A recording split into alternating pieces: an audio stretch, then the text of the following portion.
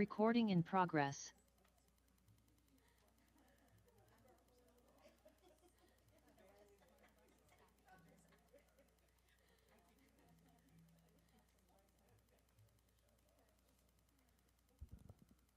Hello, everyone. Hi. Hi. Can you hear me? Okay, great. Hi again. Um, it's a pleasure to see you all here. Welcome. Um, oops, sorry. I'm trying to do this. Okay. Or not. Maybe not, I guess. Good afternoon. Welcome to the Georgetown University's Gender Justice Initiative Research Colloquium. I'm Dr. Melyssa Haffaf. I'm the Executive Director for the Gender Justice Initiative, and it's a true honor to be with you all today. Whether you're joining in person, I think people are late, and then, or online, we're so happy to have you here in this beautiful space or on the webinar. It's been a little while since we've last gathered for the colloquium, for our colloquium, and I want to express how happy we are to be back and reconnecting with all of you. This annual event has become a cornerstone of our initiative, bringing together faculty, postdoctoral fellows, graduate students from Georgetown, across Georgetown, I want to say, and this year from neighboring universities to share their important research and insights. Today's theme is Equitable Futures, which reflects our shared commitment to advancing gender, racial, health, environmental, economic justice, and beyond that. We are thrilled to feature two exciting panels that will tackle issues at the intersections of justice, health, and the environment, offering space for interdisciplinary research and dialogue. We have a remarkable lineup of speakers today that promise to engage and inspire all of us. Our first panel, moderated by Dr. Kristi Graves, will delve into health equity, focusing on reproductive justice, anti-racism, and public policy.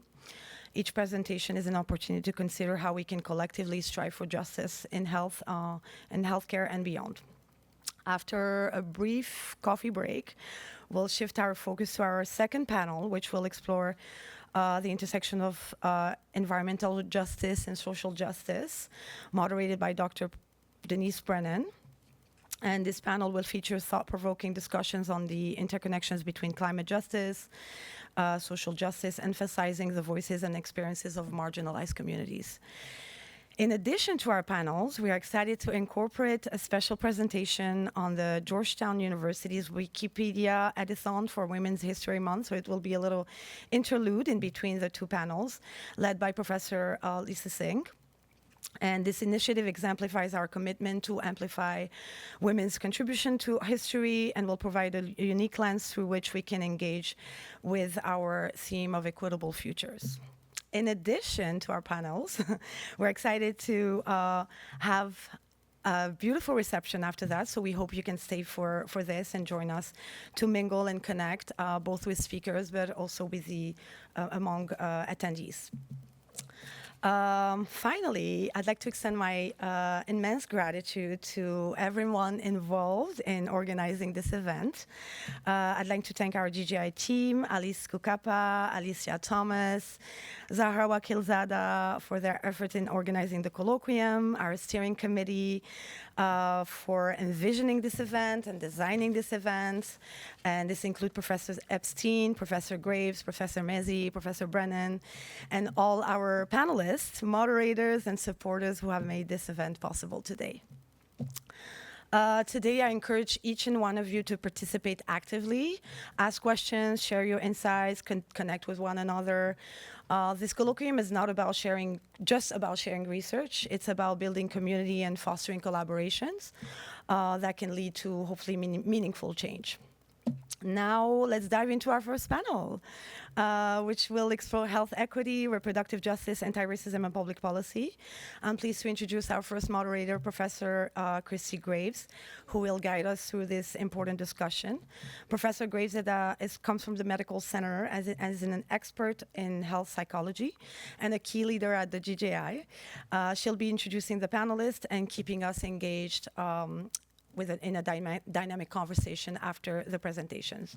Kristi, over to you. Thank you.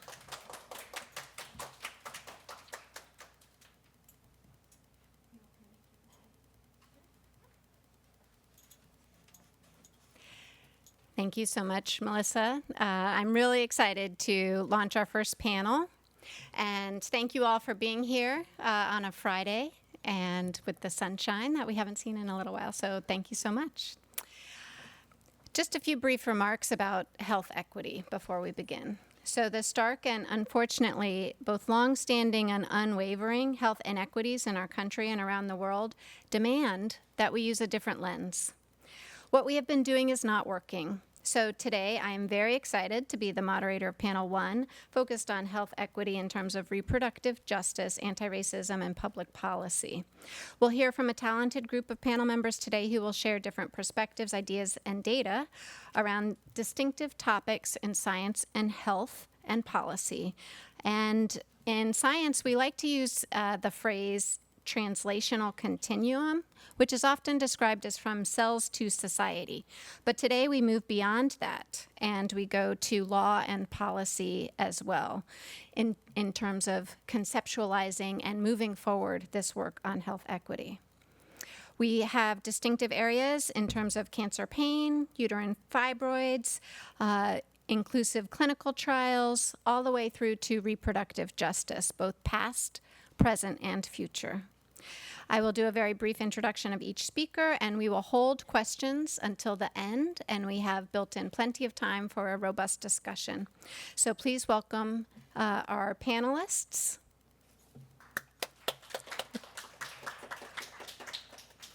And I'm excited to introduce our first panelist, Dr. Katarina AuBuchon, who's a postdoctoral fellow at Georgetown University Lombardi Comprehensive Cancer Center. And the title of her presentation, Reviewing the Current Research in Cancer-Related Pain Inequities, the Necessity of Applying Intersectionality to Advance Cancer Pain Research.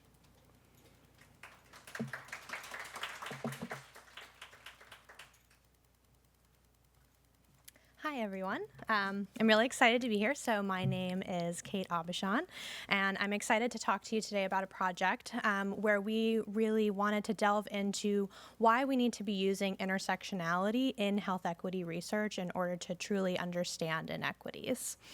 So just to start briefly about cancer-related pain, it's a debilitating symptom for people who are experiencing cancer and can greatly influence quality of life for people during their cancer treatment as well as at the end of their cancer treatment. So up to 38% of patients during their cancer treatment will experience moderate to severe cancer-related pain, and up to 47% of patients after they've completed their treatment will also develop chronic cancer-related pain. So this is a prolific issue and important for us to understand. And pain is also important to understand because of its complexity. But we know in research, outside of cancer research, there are fairly reliable inequities in the cancer pain experience. For example, Black people tend to experience higher pain severity compared to white people, and women in general also tend to experience higher pain severity. But we know less about how this looks within cancer patients. So we wanted to actually look at the recent research on cancer-related pain and actually interpret our findings through an intersectional lens. And why do we want to do this?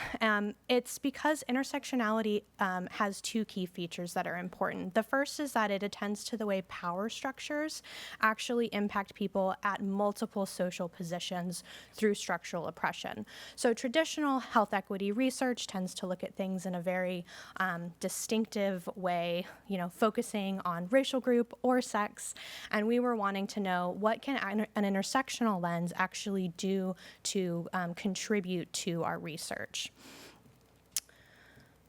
Trying to go forward. Great. So we did a review of the published research between January 2013 and 2023 on cancer-related pain inequities, focusing on cancer pain at any point after their cancer diagnosis. We were able to identify 17 studies, and approximately half included more than one socio-demographic factor. But as you can see, the majority of these studies did focus on racial and/or ethnic groups, followed by gender or sex, and then socioeconomic status, and understanding how those relate to the cancer pain experience. Just looking at our results at a glance, so falling in line with what we would expect with a traditional approach to understanding health inequities, the studies really looked at these demographic groups separately. So starting with racial and ethnic inequities, 10 studies did demonstrate that more research is needed. Black patients likely are experiencing higher pain severity than white patients, but social context may be key to understanding. So as an example, one of the studies we reviewed was set in Hawaii.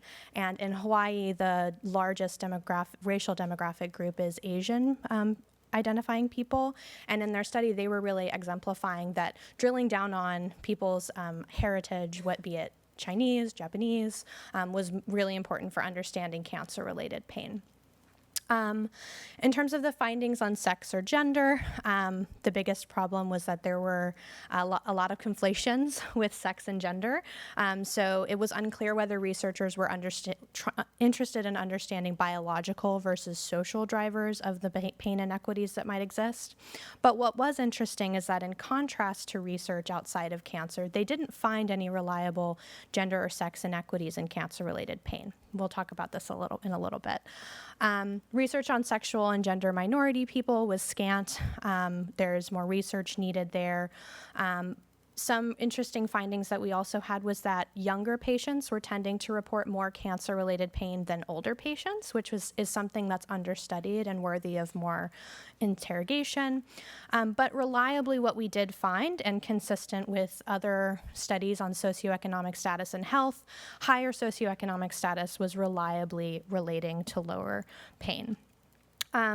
So this is all very important, but we really wanted to delve into, okay, beyond this single axis lens, what happens when we actually start looking at things intersectionally? So we were able to identify two key gaps in that we called intersectional gaps. The first one is that obviously these studies are largely considering each of these social determinants or sociodemographics as independent of the other.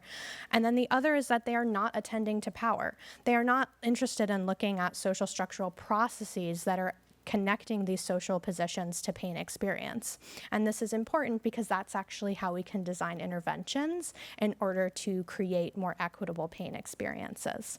So I'll go through some examples in terms of why it's important for us to look at intersecting positions. So as I mentioned, our studies that we reviewed showed that women and men had no difference in reporting their cancer-related pain.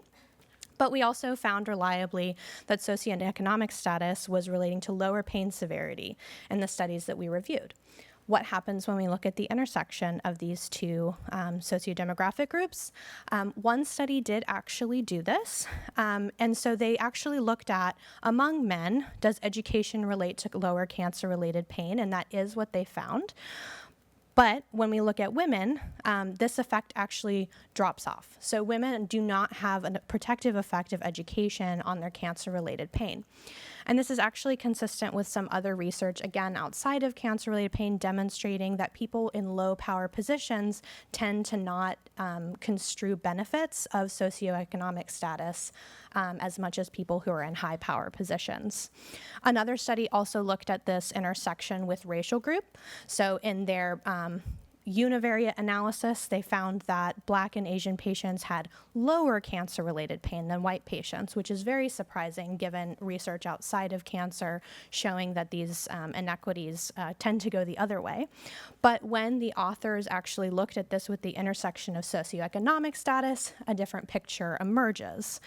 So again, people in high power, in this case, when we're talking about racial groups, we're talking about white patients with cancer, when they had higher income, this led to lower cancer-related pain. But for these non-white patients, income does not have a protective effect against cancer-related pain. So again, demonstrating that for researchers who are interested in making sure there's equitable cancer-related pain, we should be focusing on the intersections of these low-power groups in order to identify patients who are most at risk for uncontrolled cancer-related pain. So the other gap that we wanted to highlight is that it's important for us to attend to the processes that are responsible for these pain inequities. And as a social psychologist, this is really important to me because that's what I'm really interested in. So some things that can drive this could be interpersonal beliefs that we have about these different groups. So for example, women are stereotyped as complainers. When women go to the hospital for cancer-related pain, they may be stereotyped as people who are complaining or making a big deal about something. And this actually shows in the research because we know that men are more likely to receive analgesics for the same level of pain compared to women. But this is also very important for us to look at intersectionally. So there's research demonstrating that Black women in particular experience exacerbated effects of these stereotypes, in particular due to historical racism and racist myths about Black people's pain. For example, racist myths that Black people do not experience pain or experience less pain, which unfortunately remain prevalent in our medical system today. So by attending to these processes in our studies, we might actually be able to pinpoint what the drivers could be of these pain inequities. And we should also be looking at these intersectionally. But we have to also look above the level of interpersonal biases and stereotypes. So another key factor in cancer-related pain is having access to analgesics. So for cancer-related pain, opioids tend to be the gold standard or standard of care treatment. But where you live highly determines whether or not your pharmacy actually stocks opioids for you to be able to fill your prescriptions. So there's research that's been done that patients who live in these communities tend to have lower access to the opioids that they need to control their cancer-related pain. This is also an intersectional issue. So it intersects with class and, in our country, racial justice, because in our country, due to historical redlining, we continue to see inequitable access to things like pharmacies and healthcare, cancer care. So we have to look at structural factors, and not only look at structural factors, but think about how these are shaped by history and by intersectional forces of oppression. So in conclusion, more research is really warranted in order for us to understand cancer-related pain inequities. Our review does identify that people of low SES and younger patients in particular may be at risk of of uncontrolled cancer-related pain. But I think our review really highlights that we need, as researchers, to be having an intersectional perspective in order to propel this research forward. We need to be attending to intersecting and interdependent social positions. So continuing to treat these demographic groupings as independent of one another just doesn't work, like Dr. Graves said, and we need to have a more intersectional perspective as we continue to think about health equity moving forward. And then we can't just think about the groups, we need to think about the processes. We need to think about power and how power is actually shaping outcomes like cancer-related pain for patients who are undergoing their treatment or for cancer survivors. And by attending to these processes, researchers can do more to promote actually working towards interventions and finding ways that we can make sure that across the cancer care continuum, patients are receiving equal care. So that's me, and I think it did good on time, which I'm proud of myself for. Thank you to my co-authors and my funding, and the paper is published if you want to take a look.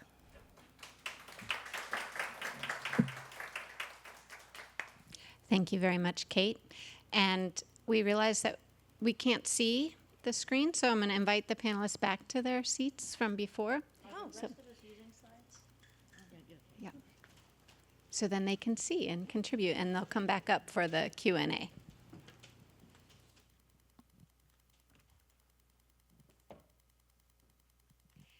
And as we transition, I'm delighted to introduce Arianne Malekzadeh, and the title of her talk is Am I Truly Invisible? DC Black women's experiences of and coping with intersectional invisibility in uterine fibroid treatment.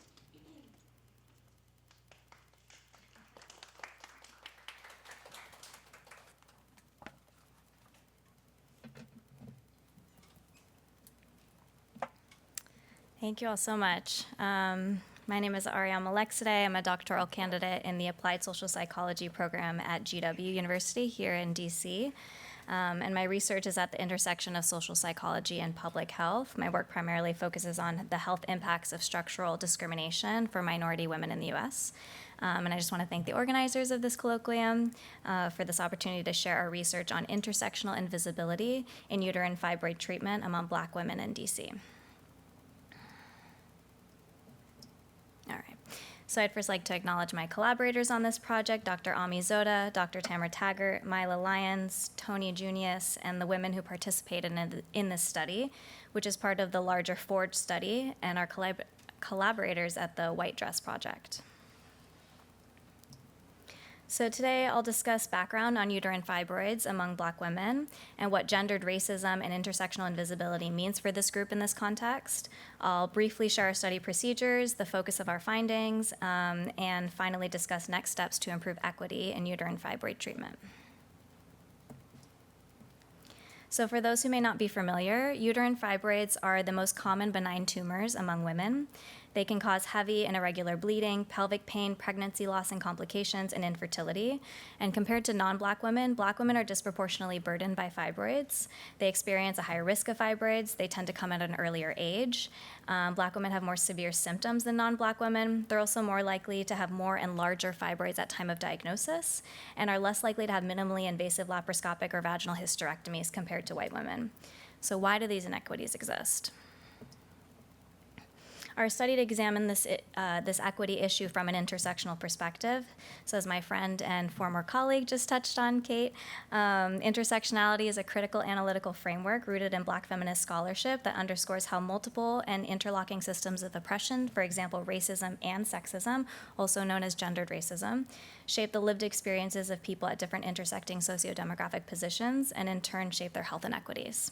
So intersectionality really draws attention to the social structural determinants of inequities in healthcare treatment rather than putting the onus on individuals.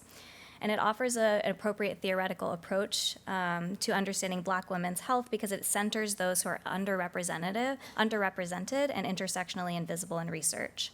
So intersectional invisibility essentially means that health strategies fail to consider how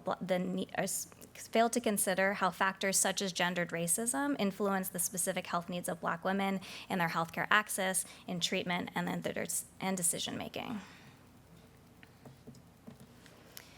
So we know from previous research that due to structural oppressions, more specifically gendered racism, Black women in the US face discrimination from their health providers. As Kate described, their pain is often overlooked, and providers are more likely to undertreat Black women compared to non-Black women. Black women in previous studies have described their healthcare providers as apathetic, that they were left feeling as though their symptoms were dismissed, and that they did not receive adequate health information. And of course, these interactions then in turn shape their health management choices.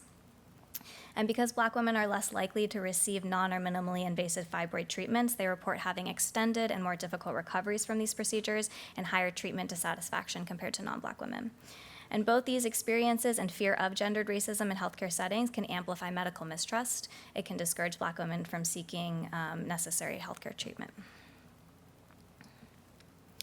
And one of the ways Black women are socialized to manage gendered racism is by exhibiting strength in the face of struggle. This is known as the superwoman schema. This schema is a social expectation and a learned coping behavior. It suggests that Black women should manage stress by suppressing their emotions, resisting being dependent or vulnerable, succeeding despite having limited resources, and putting others' needs before their own. And we've seen this in the scientific literature across disease areas. And so our study sought to examine these specific issues specific to uterine fibroid treatment. So very, very briefly, our study used an intersectional lens, and we aimed to illustrate the unique experiences of gendered racism in fibroid treatment among a cohort of 16 adult Black women who participated in the FORGE study, which is a large transdisciplinary observational research study that was designed to investigate the social, environmental, and molecular determinants of racial inequities in uterine fibroids. The participants were seeking clinical care for uterine fibroids at GW Hospital, and it should be noted the majority of participants were of mid to high socioeconomic status.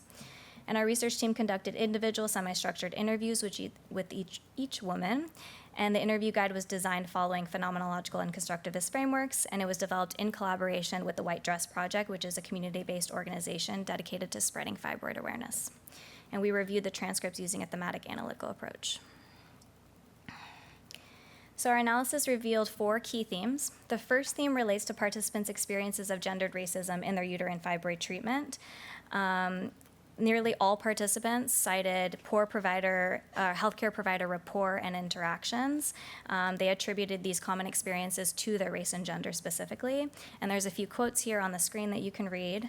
Many participants felt that their reproductive healthcare concerns were minimized, dismissed, normalized by their providers, and thus they suffered for years before receiving proper diagnosis.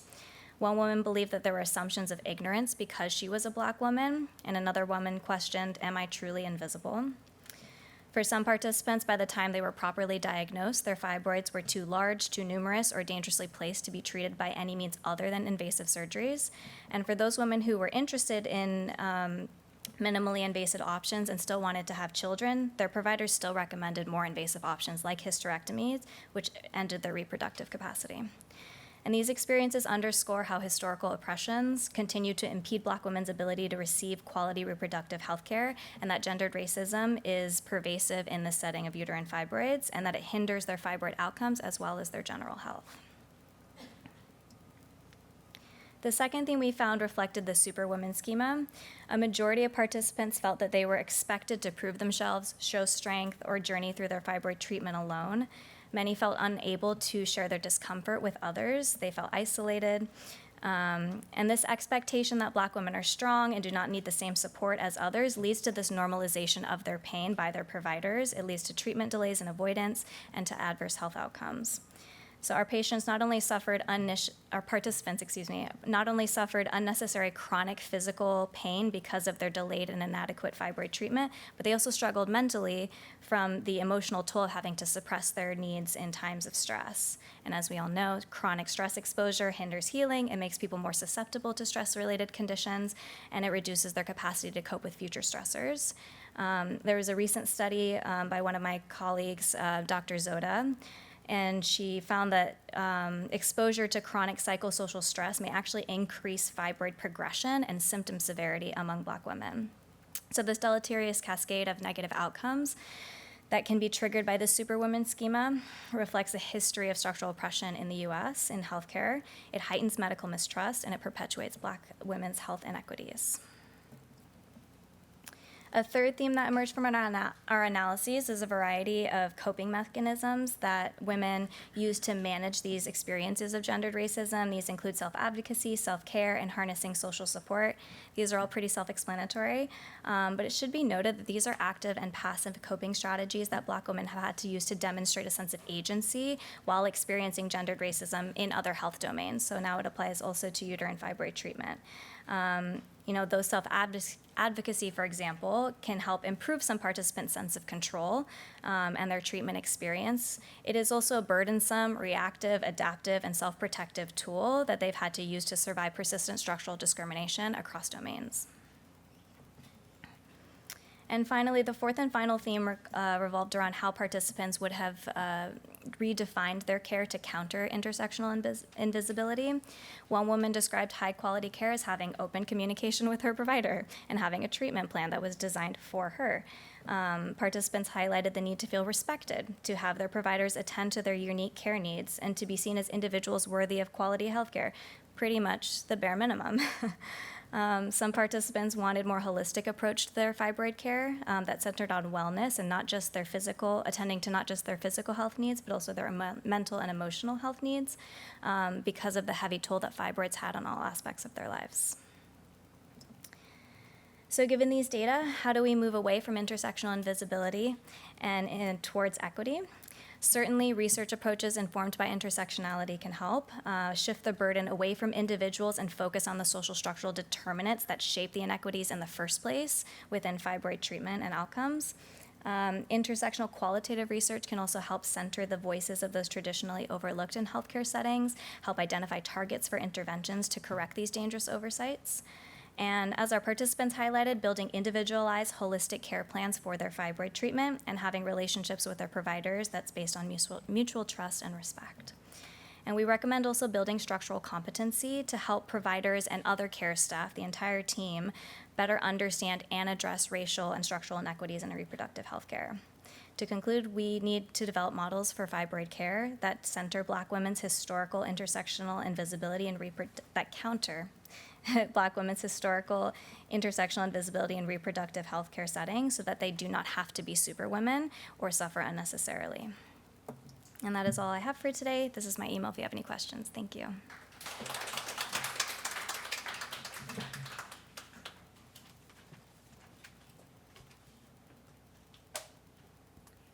Thank you so much. And now I'm pleased to introduce Professor Naomi Mezzi, Professor of Law at Georgetown University Law Center, who will be talking about Bodies on the Line, Violence, Contempt, and the Legal Interpretation in Dobbs.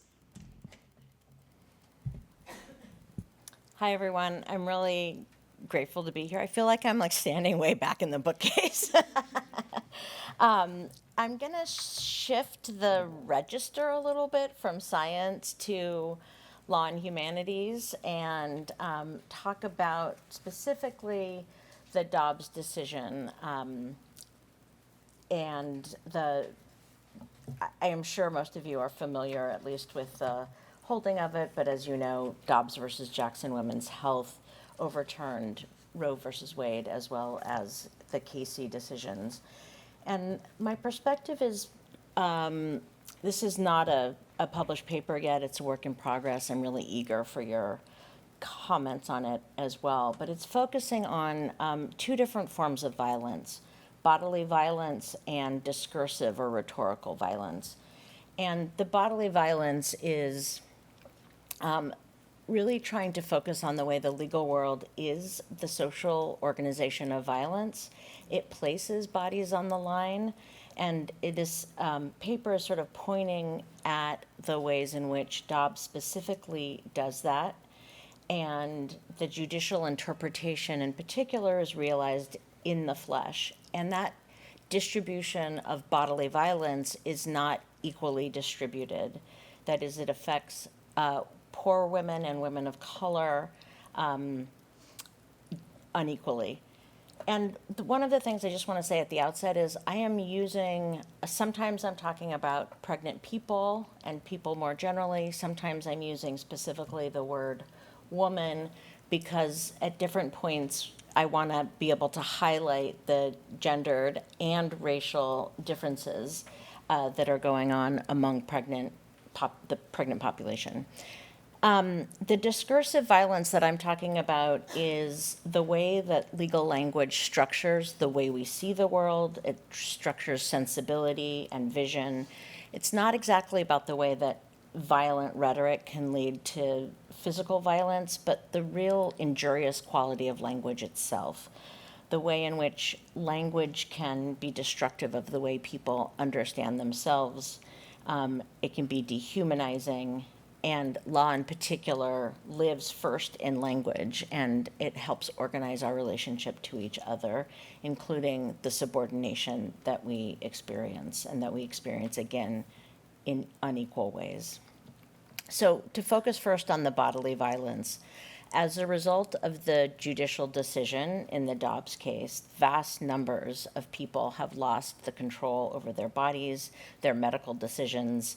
They're made to carry life-threatening pregnancies, and they have died. This has been especially true for poor people and people of color. There are a lot of well-known examples of this, which I'm not going to reiterate. Amanda Zurkowski, those like her who were represented in cases by the Center for Reproductive Rights in Texas and Tennessee, Oklahoma. Many of those were women, most of those were women with wanted pregnancies. There's also the well-known criminalization of Brittany Watts's miscarriage, the deaths of Amber Thurman and Candy Miller. I thought what I would just touch on is a lesser-known example of forced pregnancy, the conscription of pregnant people's bodies for the state purpose of maintaining fetal life. One of those instances was a 13-year-old African-American girl in Cleveland, Mississippi, who at the age of 12 was raped by an adult stranger. She didn't know she was pregnant at first, and by the time she was sick and vomiting, her mother tried to find an abortion for her.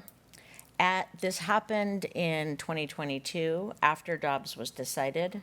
Mississippi and every state that surrounded it had, by that point, banned abortion, except in the most extreme situations. There were no longer any abortion clinics in Jackson, Mississippi, or Memphis, Tennessee, which would have been the closest to her.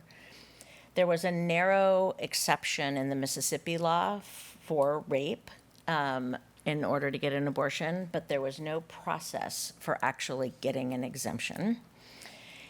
And the closest abortion clinic, was in Chicago, and they could not afford to take off the time from work, the cost of driving, and accommodation to get there. So this 13-year-old gave birth to a child right before she entered 7th grade. And she did that in the context of living in a part of the country that is the epicenter of a worsening Black maternal mortality crisis. The second highest maternity mortality in the country is in the Mississippi Delta. I wanted to just read a tiny bit of most of this is obviously not the paper from the language of the paper itself, but I thought I would read one bit of it. While Roe never created equal or affordable access to abortion or reproductive health care, there's strong evidence that abortion legalization made a significant difference in the lives of women of color and other marginalized communities. Economic studies suggest that overall legalized abortion reduced Black maternal mortality by 30 to 40% by increasing access to safe and affordable procedures. In addition, evidence from the longitudinal turnaway study illustrates how denial of abortion access can reinforce economic and social marginalization. Based on thousands of interviews since 2007 with people who sought but were denied an abortion, the study found that such patients were more likely to be exposed to significant health risks from delivery, experience negative health outcomes over the next 5 years, scale back their aspirations and career plans, face long-term economic hardship, and raise their children in poverty. 1 year after Dobbs, the National Partnership for Women and Families determined that more than 36 million women of reproductive age lived in states that had banned or were likely to ban abortion. And of that number, over 15 million were reproductive age women of color, and more than 12 women were economically insecure. The same research team responsible for the Turnaway study issued a report almost a year after Dobbs, documenting the violence that had resulted. It reported that healthcare providers had seen increased morbidity, exacerbated pregnancy complications, and inability to provide time-sensitive care, and increased delays in obtaining care for patients in states with abortion bans. Decades of research thus makes clear that abortion bans most severely affect low-income women and marginalized racial and ethnic groups that already struggle with barriers to accessing health care. So let me turn now to the discursive violence that I'm trying to document as well in the Dobbs decision. The bodily violence flows directly from the judgment of the Supreme Court. But there's also, just in the language of the decision itself and its interpretive preferences and methods, it engages what I think of as rhetorical or discursive violence. And I don't mean incivility or even meanness, but a kind of dehumanizing and subordinating language akin to hate speech that causes people to discount their own and women's pain. It undermines equal civic standing. Dobbs denigrates the personhood of pregnant people. It gives them less autonomy, less dignity, and only because of their capacity to be pregnant. And it also erases the experience of women of color and their histories of reproductive servitude. The court in Dobbs is strikingly indifferent to the subordination it perpetuates, and it's actually contemptuous, like the tone in the opinion is contemptuous of those who bear the burden of the physical violence that results from their judgment. So 2 ways in which I think the opinion itself gives rise to discursive violence. One is its method, and it's a method that the court has, it was called originalism for some time. What they've been using now is more a history and tradition method, not exactly originalist. And it rereads the meaning of the Constitution as of 1868 with the, when the 14th Amendment was added. And as Reva Siegel and Kiara Bridges and other scholars have pointed out, it elevates the laws that were adopted when women and people of color were judged unfit to participate in the laws that govern them. It gaslights those who disagree by insisting on the neutrality of their method and sanitizing the history of abortion. And it puts in jeopardy all the other rights that have been tethered to the 14th Amendment and the liberty interests, such as marriage, contraception, sexual intimacy, and the like. Lastly, the tone and the language is hostile to the arguments of those parties who are pro-choice and disdainful of the equality claims of women and women of color in particular. It sort of violates the cardinal judicial sin of not taking both sides seriously. And it subordinates pregnant people to fetuses by equalizing the personhood of each, and then requiring that pregnant people are required to carry those fetuses when the state believes that they should be born. One of the things that, there's also a kind of erasure of the personhood of women and pregnant people.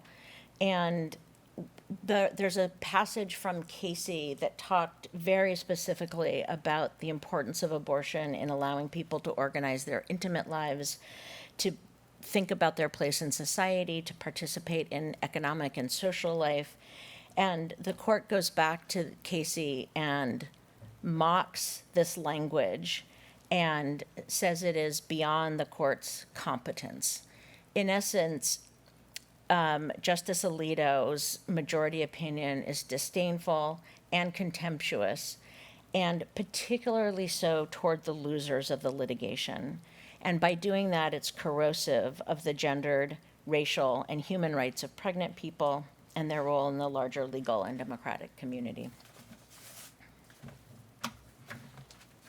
Thank you.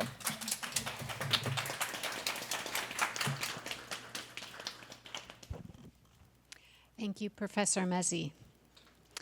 Now I'm pleased to introduce Professor Morrison, a visiting professor of law and director of the Leadership and Advocacy Women in Africa program and director of the Women's Law and Public Policy Fellowship at Georgetown University Law Center, who will speak on Beyond Buck v. Bell, the intersection of reproductive justice and intellectual disabilities. Thank you. Thank you. Good afternoon, everyone, and thank you for joining us. And it has been a pleasure to learn from my co-panelists so far, and I look forward to the rest of the presentations. My goal today is a simple one, to highlight some of the ways that reproductive justice is compromised for people living with disabilities. I taught a class on this topic last summer, and when I mentioned it to relatively informed folks, they always said, oh, like forced sterilization, Buck v. Bell. And while that is a critical topic, it is by far the only instance of reproductive oppression for people who are living with disabilities. I have to give credit to 2 people who helped advance my thinking on disability justice. I became interested in this particular intersection after inviting Priscilla Rodriguez from Disability Rights International to present at one of my fellowship seminars. She had been doing work in Mexico to expose the horrific conditions at an institution called Casa Esperanza. Are there any Spanish speakers in the house? Casa Esperanza is? House of Hope. the administration allowed women to be raped in exchange for repairs around the facility at this House of Hope. And unsurprisingly, researchers identified a pattern of non-consensual sterilization as well. Based on the findings of this report, Disability Rights International filed a claim before the Inter-American Commission on Human Rights in July of 2023. So I proposed to Priscilla that I co-teach a course on reproductive justice and disability with her. In preparing for this class, I discovered the brilliant scholar activist Robin Powell.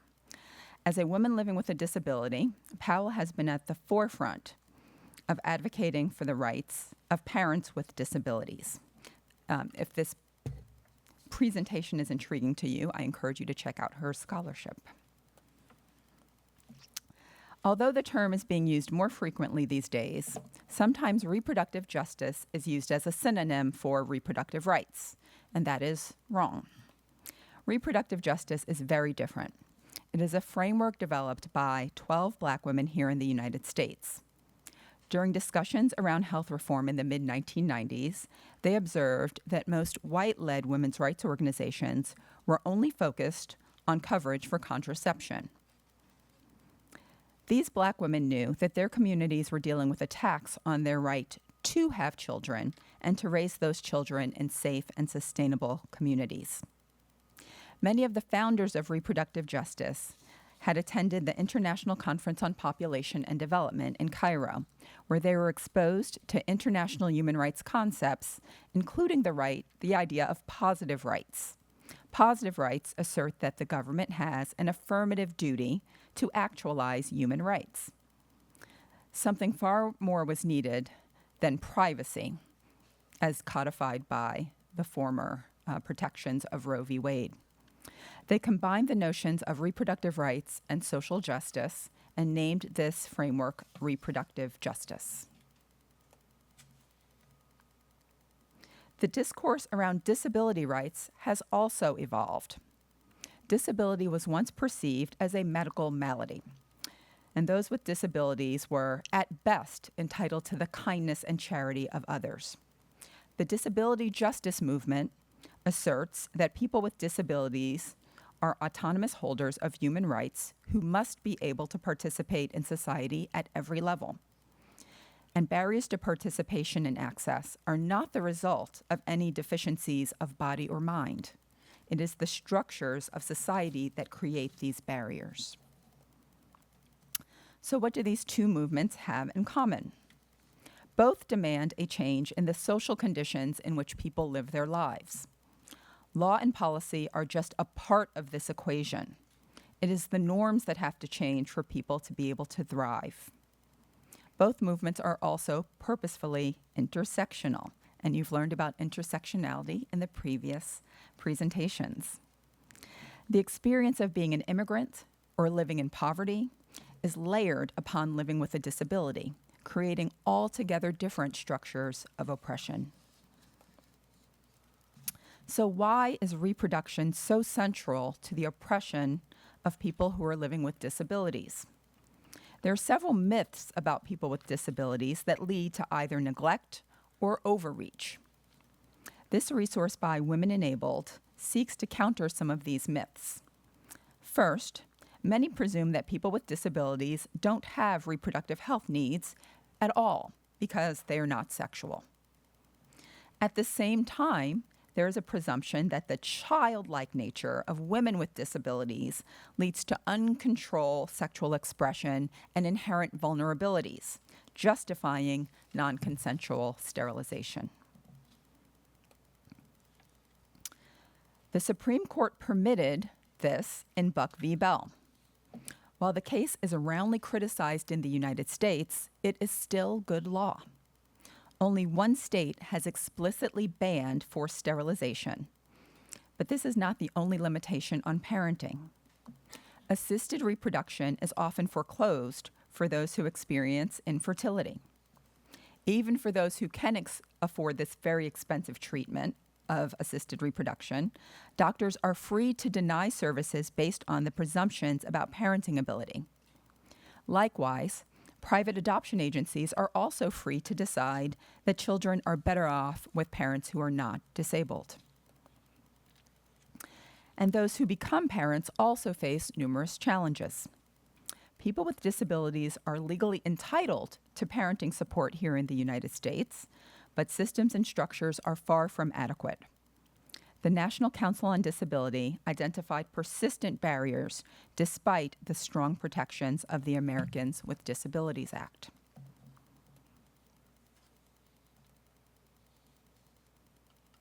And finally, some thoughts about the extremely complicated issue of disability and abortion. Historically, the reproductive rights movement paid very little attention to the intersection of disability and abortion. The one area where it was consistently raised as an exception to restrictive abortion laws that allowed pregnant people to terminate if they discovered that a fetus had a disability. This uncritical support for terminating fetuses with disabilities has allowed disability to be weaponized by those who oppose abortion. Reproductive justice has a far more nuanced approach that is in line with the joint statement issued by the International Committee on Disability Rights and the Committee on Women's Rights. Separating the interest of the disabled from the interest of women ignores that there are disabled women who are very much in need of abortion access. As noted by Professor Powell, disability actually increases the likelihood of experiencing an unintended pregnancy, and pregnancy may cause a greater risk to the health and lives of a person who is experiencing disability. Furthermore, the joint statement opined that termination based on fetal disability is a consequence of a society that inadequately supports parents of disabled children and where stereotypes about the capabilities of people with disabilities goes unchecked. Nonetheless, it was a concern of the Committee on the Rights of Persons with Disability that some countries like Iceland are openly celebrating the eradication of conditions like Down syndrome from their populations.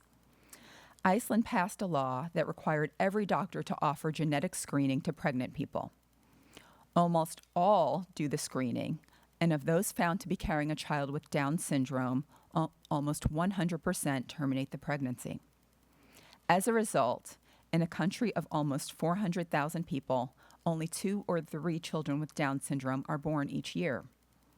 And typically, one of those was because of a false negative on the test. Ethics experts attribute this to an ableist bias in the way the test is offered and inadequate counseling on what it is like to raise a child with Downs and what adult life can look like for a person who has Downs. There is a concern that other countries are also following Iceland's lead.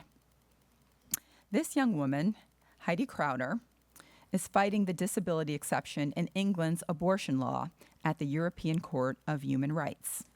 She claims that the law degrades the self-worth of people with disabilities and regards them as of lesser value.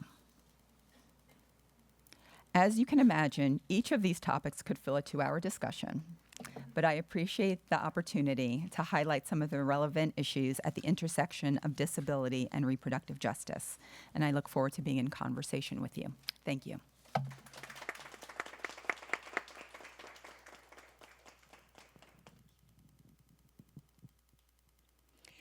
Thank you so much, Professor Morrison. Now I'm very excited to introduce Lady Wadicki, facilitator supervisor at the Institute for Public Health Innovation, and importantly, a former Gender Justice Initiative fellow. Lady will be talking about a seat at the table, increasing minority women's participation in clinical trials. Good afternoon, everybody. Thank you for the introduction. My name is Lady Wadicki, and I'll be talking about some research that I've been doing and some cool findings that we found. So I've already said my name. I'm a graduate of Georgetown University.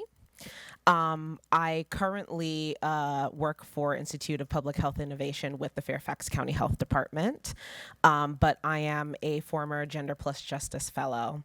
I did go to Spelman College, and why I included this on there is because this project actually started as a final term paper in my senior year, and it has grown into this project. So shout out to Spelman.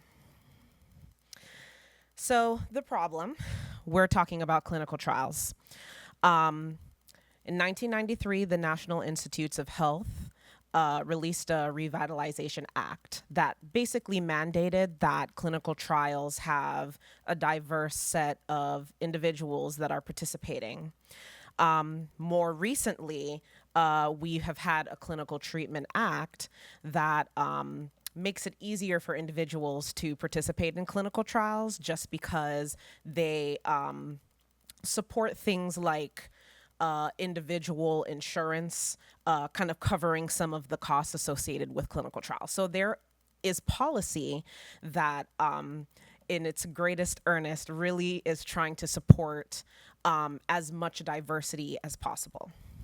However, what we have found is that clinical trials are not as diverse as we would like them to be.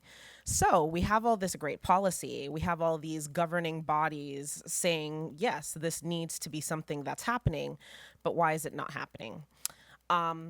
Basically, we have found that there's a lot of mechanisms that are saying we need to have more participation of individuals, but what does that actually mean? So when we have researchers creating their approaches, teams going out to connect with community partners to let them know, hey, we're going to be studying this. We want you to help us connect with individuals in your communities. Those approaches are just not translating into actionable and effective clinical trial participation. There's also a lot of systematic exclusion from clinical trial participation based on how the studies are set up from the start. So whether it's wording in inclusionary criteria or what in terms of what individuals that they're trying to target. If you say we want Black women to participate, okay, what does that mean exactly? So in terms of that, even though the NIH and other governing bodies have really done their best to have these inclusion plans for studies, still being found that there are few incentives for researchers to actually bring this to light. So why does this matter? Clinical trial participation or low clinical trial participation can advertently or inadvertently support inadequate health screenings for different populations. It can also support inadequate care and treatment plans. I don't think I have to tell anyone in this room that it impacts patient and doctor interactions depending on how you identify. And ultimately, all of these things will continue to support medical bias, which support medical racism and sexism. So a lot of downer words. So what can we do about that? In my research, we did a review and we looked at many, over 100 different papers that described trials that actually did a good job of including multiple different minorities. Our focus was on the inclusion of women in clinical trials with a focus on Black women, Hispanic women, and women who identify as Indigenous. We also looked at women who identified as lesbian or bisexual. So individuals that, when you say I want women to participate in our trial, well, what does that mean? So a lot of the trials that did a good job had a lot of these themes that you see on the screen here. So when we're talking about improving the enrollment of women in clinical trials, trials that did well with enrollment were trials that took into account flexibility. So how flexible was it for individuals to participate? Was it that they could only participate at 8 a.m. on Mondays, or did you give them a couple of options? Avoiding hidden costs was a big one. Providing education that the women could connect with and identify with was important. Also having inclusive criteria. Again, it's not just enough to say we want women to participate. What does that mean? And then just including women in the planning process. So in terms of that, depending on what kind of study that you're doing, it may have phases. And so it's important that at each phase of the trial, there's a representation of who you want to include in the trial, actually planning the trials. In terms of improving enrollment of diverse populations in clinical trials, and again, our focus was on African Americans. However, these themes tended to be seen in other communities as well. So it was able to be replicated amongst different groups. Definitely having representative staff on your research team, as well as the team that the individuals that would be participating in the research would come into contact with frequently. Diversifying clinical sites or research sites was important too. So making sure that if you were working within a certain city or territory, it wasn't just, hey, come to this clinic in DC at 4 o'clock on a Friday. It was, we have 6 sites that you can go to. Please pick the one that is most relevant to you or that you can get to easily. And flexibility, again, plays a key role in this.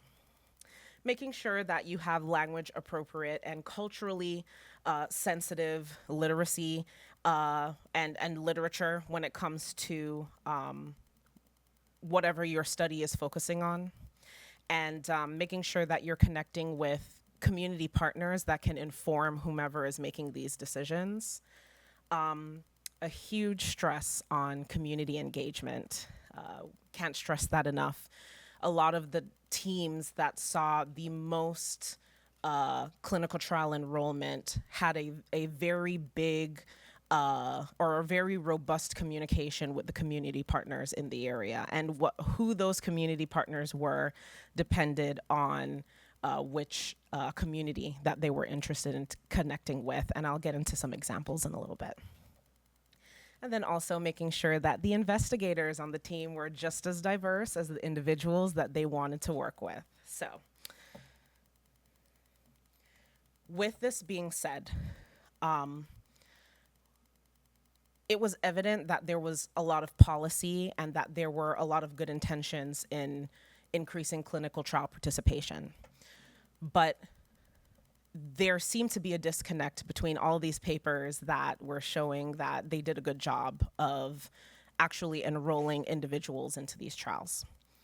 So we felt that there needed to be some kind of actionable step to help people kind of work out their muscles of what it would look like to plan out research that was inclusive from the very beginning. And so the workshop that I'm going to talk about was born. In this workshop, individual participants come in and they are put into 2 teams. One team, which is case study 1, will focus on recruitment strategies. And these recruitment strategies were some key strategies that were identified in the papers that had the most clinical trial enrollment for the groups that we were interested in. And so these were community outreach, advertising, collaboration with healthcare providers, and referrals. And so this group would work with their team. We would give them an objective. So in this case, they were enrolling women who were African American between 30 and 50 years old using community-based solutions. And I used 2 examples in this slide. For one of the groups, we focused on DC, and in another group, they focused on Boston, Massachusetts. So these examples could really be set anywhere. Some discussion outcomes after that workshop were that individuals were able to not just discuss in theory what it would look like to have a team put together a outreach approach that would take into account many different minority groups, but they actually had to do it in this workshop. So they had a study, and these case studies are based off of real research groups that have already worked before. And in terms of that, they focused on discussing actionable items for their outreach. Case study 2, they had a focus on retention. So once you get individuals into your study, how do you keep them there? And some of the key items were follow-up communication, maintaining community relationships, and convenience. And again, we gave them an objective to work through.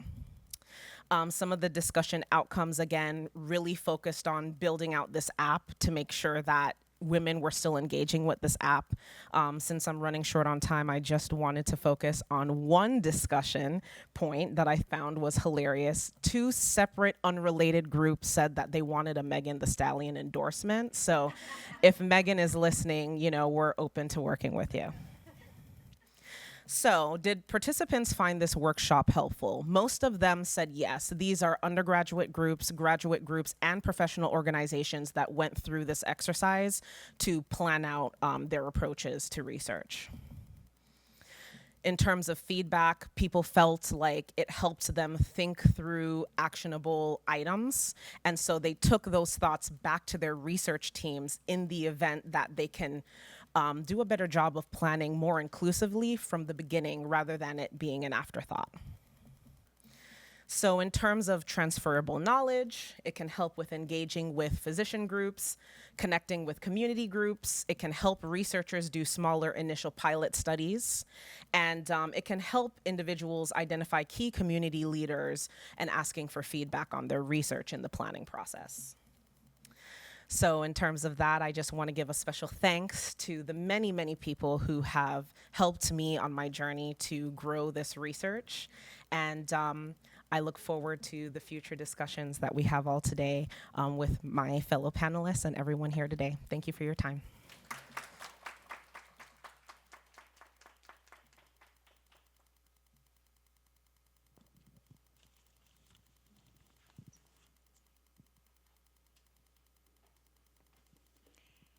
Thank you so much, Lady. And I'm very excited to introduce our final speaker before we have questions. So I hope you all have been writing down questions as they occur to you. Karen Trister Grace, Assistant Professor in the School of Nursing from George Mason, who will be talking about a health equity-based conceptual framework of pregnancy pathways. Thank you. How do I make this? Oh, there we go. It was not advancing. Good afternoon, everyone, and thank you for having me. I am an assistant professor at the School of Nursing at George Mason in the College of Public Health, and I also am a former faculty member at Georgetown. I'm also a nurse midwife. I've been practicing for about 24 years, and that's me. So what I'm going to be talking about today is kind of asking you to rethink the whole concept of unintended pregnancy. So almost half, you've probably heard these statistics, that almost half of pregnancies in the US are categorized as unintended, typically defined as a combination of pregnancies that were mistimed and those that were unwanted. Why is this important? It's important because there's some evidence that there are some poor health outcomes that are associated with unintended pregnancy: low birth weight, preterm labor, inadequate prenatal care, exposure to toxic behaviors, things like that. It's also important to recognize there are significant racial and ethnic disparities in rates of unintended pregnancy. These disparities persist across income levels.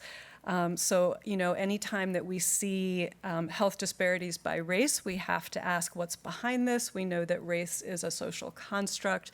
So what are the social determinants of health that are contributing to this disparity?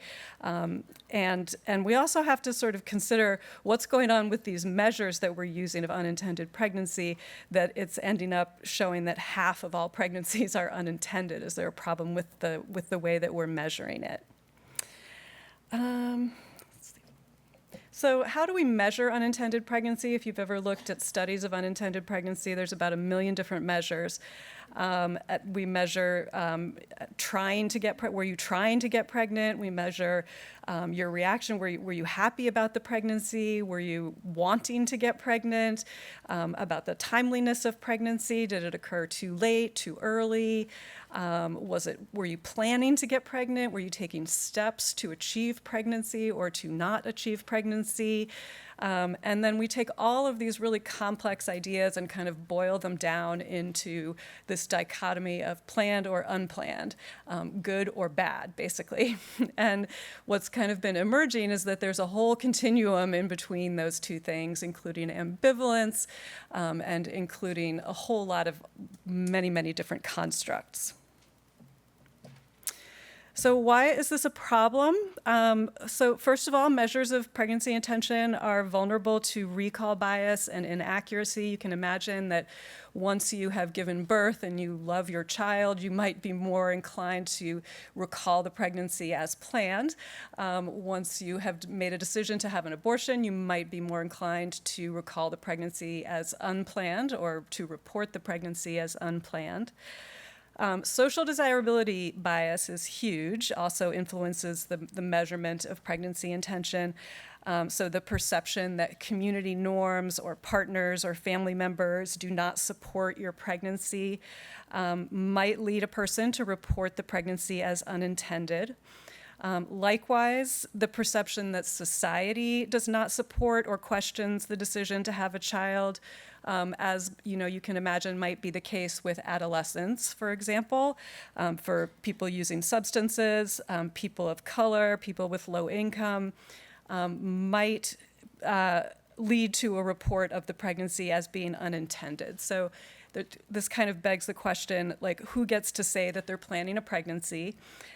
For whom is pregnancy planning even a salient concept? And really, who gets to kind of walk into their midwife's office or their OB's office and say, yes, I'm having a planned pregnancy, and be celebrated for that?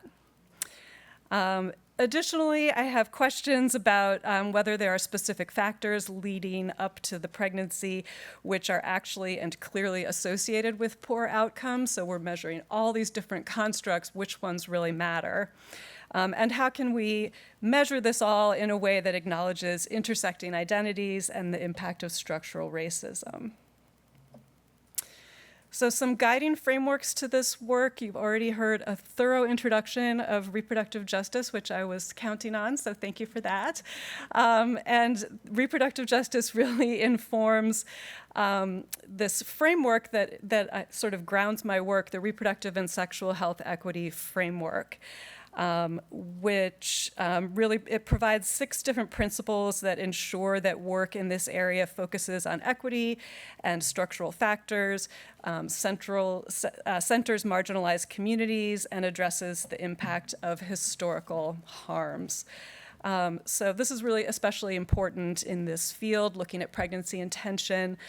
You can imagine that well-meaning researchers, well-meaning policymakers, providers might feel certain that some groups of people, usually poor people, young people, less educated people, would be helped by very highly effective methods of contraception. But without a guiding framework like this and principles of reproductive justice, we risk kind of falling back on harmful practices, coercive eugenicist practices. So I am currently working on 2 different projects funded by my institution, some internal funding from my institution. And one of them is a systematic review that we did looking at all these different studies that used non-binary measures of pregnancy intention. So looking at all the different ways that pregnancy intention is measured. And we found they were measuring 16 different dimensions, so a huge number of dimensions. At the same time, I've been working on a convergent parallel mixed methods study of pathways to pregnancy. So we have quantitative data from almost 2,000 participants and qualitative data from 17 of those folks, looking at like using all the different measures of pregnancy intention, looking at all the different outcomes that happened for these folks, and then also talking to them about their different kind of pathways for getting there. And all of this is being sort of put together in this novel conceptual framework of pathways to pregnancy, which I'm kind of in the process, literally right this second, of workshopping with you folks, and getting feedback on, and looking to move towards publication. And so this is basically just kind of everything that came out of all of this work. And basically the entire framework of how we get to pregnancy and what happens after pregnancy kind of happens under the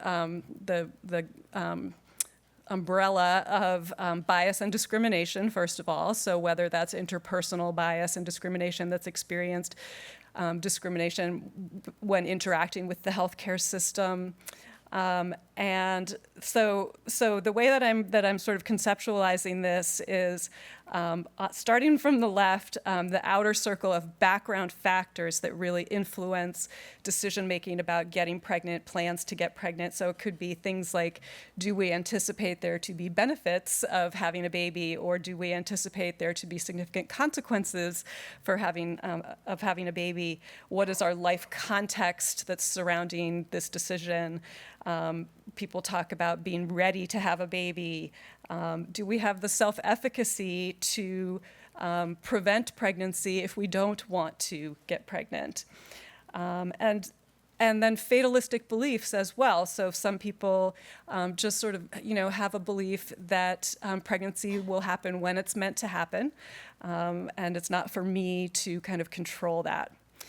This kind of surrounds this whole next concept of intention, which is kind of the cognitive process of desiring a pregnancy or wanting a pregnancy, being ambivalent about it, or desiring to avoid pregnancy. And then barriers and facilitators. So we take that cognitive process and we take steps to prepare for pregnancy or take steps to prevent pregnancy. And a number of other factors can act in there as barriers and facilitators. So whether we have mistrust of the healthcare system, whether we have access to the healthcare system, and these then result in trying or trying not to get pregnant, and then our reactions to that being emotional response, thoughts about the timing, acceptance, and reactions of others. So I know I have less than a minute, so I'm just going to share just one or two quotes from my qualitative data that kind of supports some of these concepts. This one is an example of a 26-year-old Black woman. She's married. She's a high school graduate from the Mid-Atlantic. And her interactions with the healthcare system. I don't think that they would judge me, but I was feeling it a little bit, like, don't get pregnant, please don't get pregnant again, because of how hard they will push me using birth control. Especially when I first gave birth, that was pushed heavily on me by my midwives. I feel like I might be judged a bit, especially because at the time, my finances weren't that great still. I was afraid that people would judge me if I did get pregnant. You just had one, like, sure, you need to be having another one. So I know that I'm out of time, so I will skip the next two quotes. And thank you very much for listening. I look forward to discussion.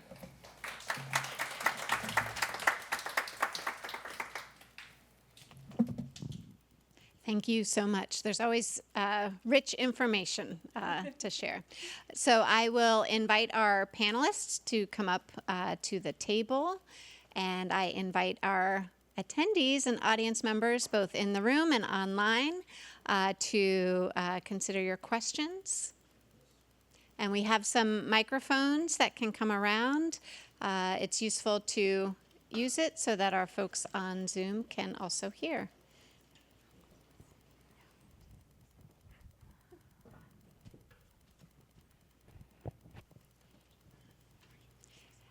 So I'll start. We have a question over here. And, yep, in front of you, yep. And if you feel comfortable introducing yourself, Yes. so our panelists can say hello. Is this on? Yeah, okay.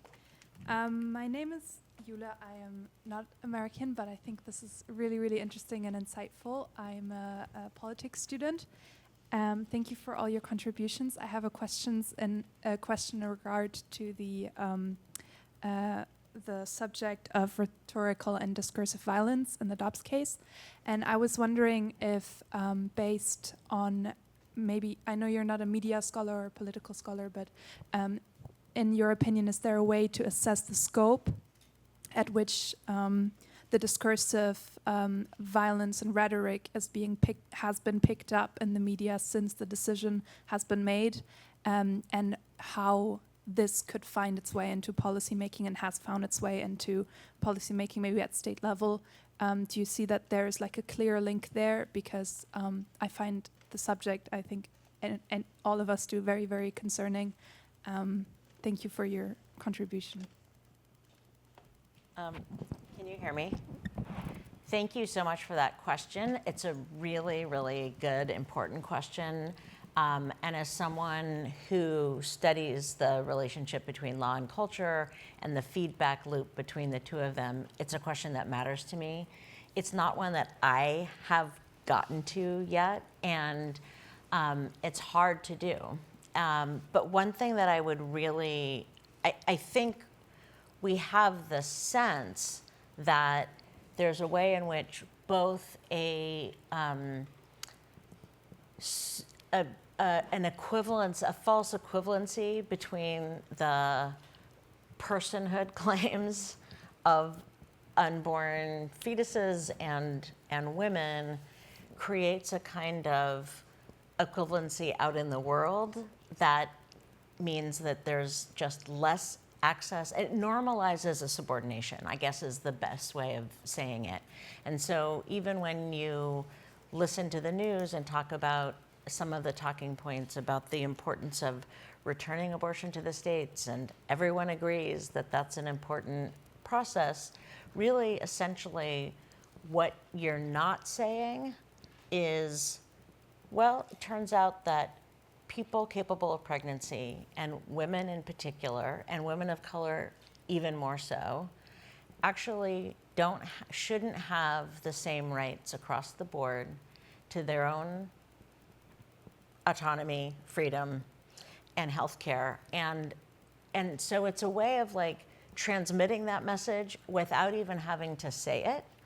And so your question is about how do you capture that, right? How do you think about measuring that? And I'm not someone who is a media scholar, but I think, and I'd be curious to talk to, if there are people in the audience who are, to think about good ways of actually measuring, and even if not measuring, at least sort of charting out the processes by which people come to understand certain things as true, right? And they accept certain kinds of ideas as just the way, as normal.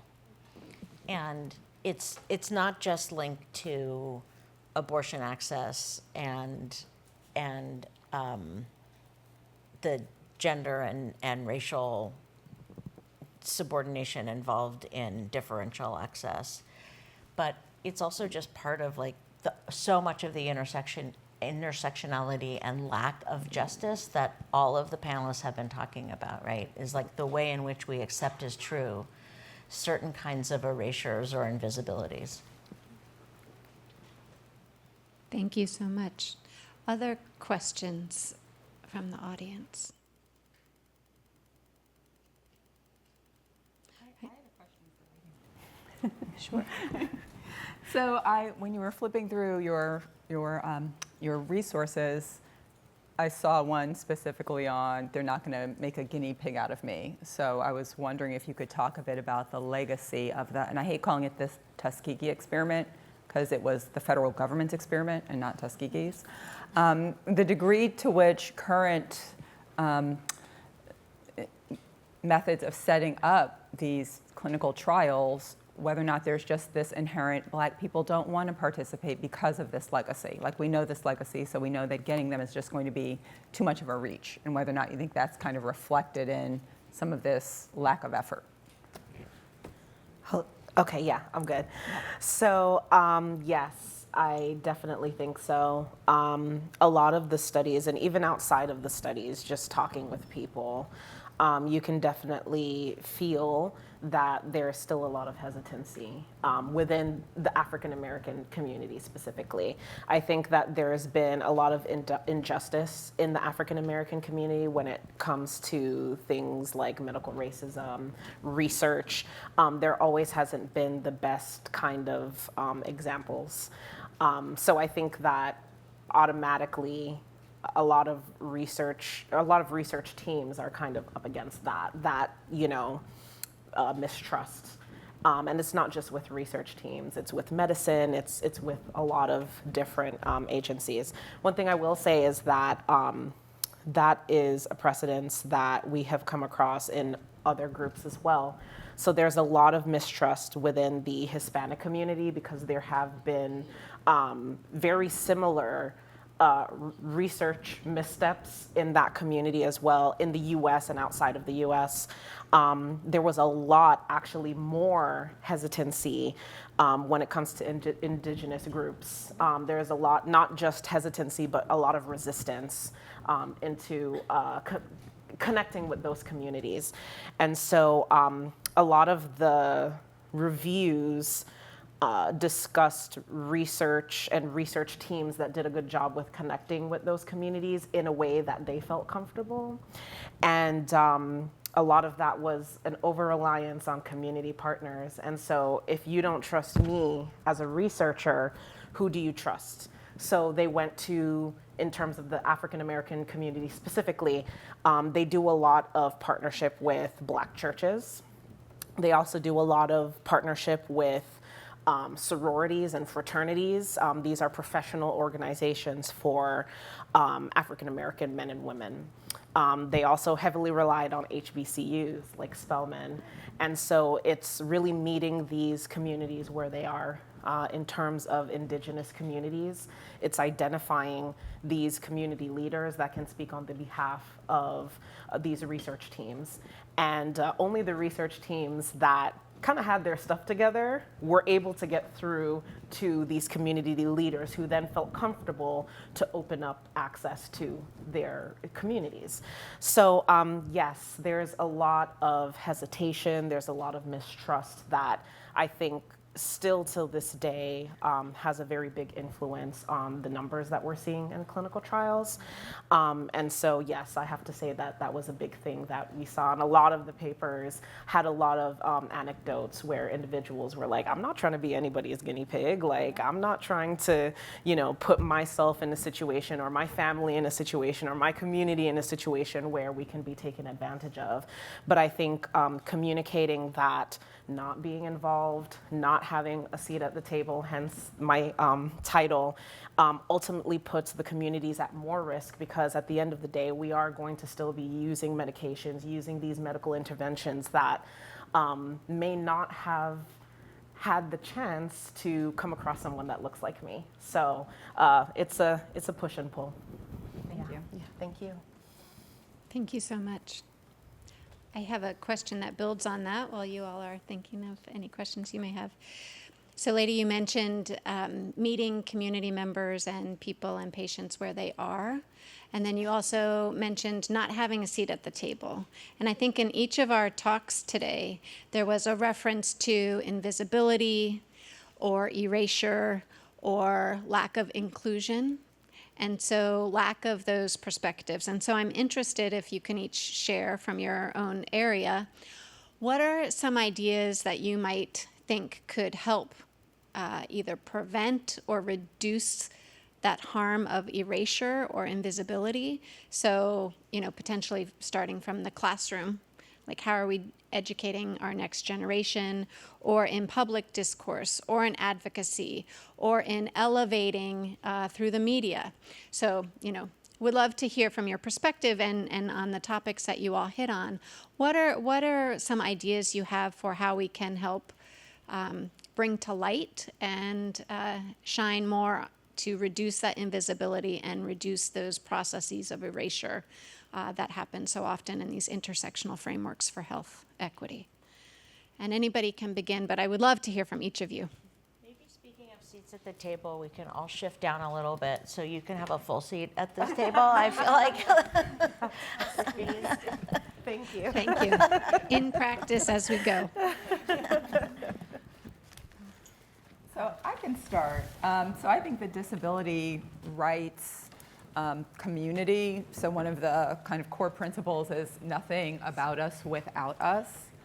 And it's really shaped the approaches for advocacy around disability in a really meaningful way. And because it's so, what's the word? It's so tangible. That someone who is entering a space with a disability can instantly identify all of the ways the space is not accommodating. And I've seen it in practice at RJ conferences where it's not just check if you need hearing assistance, check if you need mobility assistance, but there is a blank space, right, in whatever you need to participate meaningfully. So I think there is just opening up, raising the questions in meaningful ways that don't box people in specific ways that you are including them, right? That you are actually leaving it open for people to determine their own needs and participation. I guess I can go next. I was thinking when you were talking about invisibility, that one thing that we can do as providers is stop saying to people as our first question at a prenatal visit, was this a planned pregnancy? Which is kind of the top box that you kind of need to check on the form.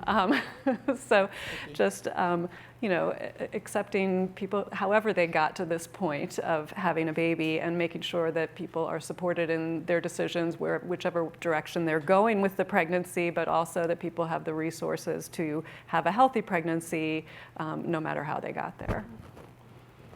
I think in a similar vein, a lot of times issues of pain are given over as the patient's problem, that the patient is making the problem invisible, that the patient needs to do a better job of making their problem visible.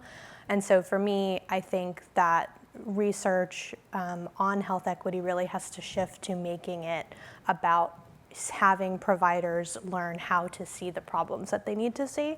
So actually determining how we can train providers on equitable pain recognition. So there's a lot of research that demonstrates that we don't recognize pain as readily in women, and we don't recognize pain as readily in Black people. Not a lot of intersectional work there that needs to be done, but that if we can actually find interventions that can actually target the provider instead of continually trying to teach patients how to better tell people about their pain, that's where we can see impact and help really make the problem of people's pain visible through the eyes of the person who needs to see it. And building off of that, I think at least from the very academic perspective, one of the things that we can do is to have frameworks that are guided by, or that are built from diverse voices, right? So intersectionality is a Black feminist framework. Thinking about critical race theory, right? If we're framing our research in a way that is diverse and thinking about power structures from the beginning, then we can help counter that indivisibility in the research results. And also what Lady was talking about with the clinical trial participants being diverse, but it's also the researchers need to be diverse, right? The people reaching out to them, the people incorporating them, talking to them. So I think that's from the academic perspective, that's something we can all do. I guess I would throw in some of the ways in which we all, even with the role of really important frameworks of research and analysis, like critical race theory or intersectionality, which depend on each other, really thinking about the way in which we ourselves engage in social norms that are not fully visible to us. And I try and, when I teach gender and sexuality, I try and think about the ways in which certain kinds of inequalities we don't even think to question. And so I sometimes use the example of children's last names, right? Like if 99% of children's last names have the name of the father, regardless of partnership and marriage, and like just putting all of that aside, right? Like that's not if that's the percentage, that's not a choice. That's a norm, right? If it were a choice, it would be something else. It would be like 55 or 60 or 40 or, right? And so just thinking about like, why do we just replicate certain kinds of ideas and choices that are unequal? And why do we live with them? And so I think that's like part of thinking about how to make more visible, not just in very specific research questions, but in how we think about the inequality in the world in which we live and move. I think I have one more thing to add in terms of like just connecting with people. I think one of the things that really stood out when we were looking at the studies that did a good job with connecting with different communities was that, you know, people appreciate being asked how you would be able to prepare the way for them to be at the table. And so in terms of that, just going into communities and connecting with people and saying, hey, you know, what do you need from us to be able to participate really goes a long way. Thank you very much. Questions? Thank you. I have a blanket question for each of you. During your research, what was something that you found that was unexpected or surprising? And based on that new finding, what are the questions that you're now asking yourself or hoping that others are going to research in your field?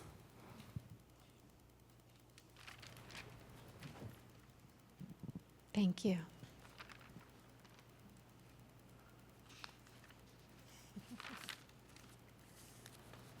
I mean, one thing comes to my mind, sorry, okay, is when we typically ask people about the timing of pregnancy, and some people say it occurred too soon, I was planning to have a baby 3 years from now, or it occurred too late, like I've been trying to get pregnant for 5 years and, you know, finally I've achieved this.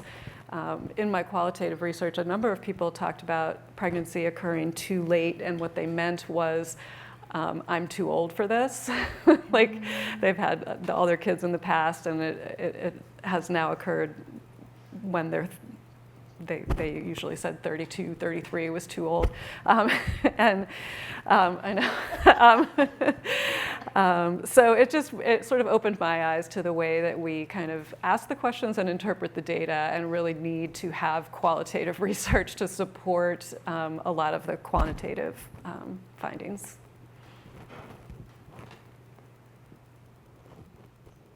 I think one really unexpected thing in my review was that we found that younger patients with cancer were experiencing more pain.